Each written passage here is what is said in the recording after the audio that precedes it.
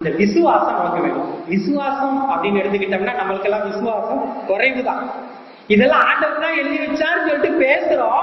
கொஞ்சம் யோசித்து பார்த்தோம்னா அப்படியோ செத்தா பரலோகத்துக்கு போவோம்னு பேசுறோம். யோசித்து பார்த்தா இதேனோ பரலோகத்துக்கு பஸ்ல போயிட்டு வந்த மாதிரியே பேசிக்கிட்டு இருக்கிறாங்க. கொஞ்சம் இருக்கத்தானே செய்யும். அதெல்லாம் விட்டு தள்ளுங்க.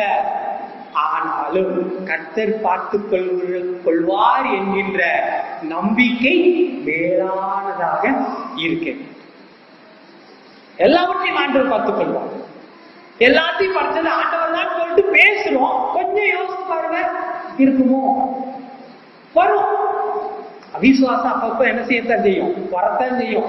ஆபிரகாமே சொல்லலையா, ஆண்டவரே நீங்களும் சொல்லிட்டு இருக்கிறீங்க 20 வருஷம் 6 வருஷம் ஆகி போச்சு, இந்த எலியேசரை வந்துட்டு தெரிந்தெடுத்துக்க சொன்னாரா இல்லையா?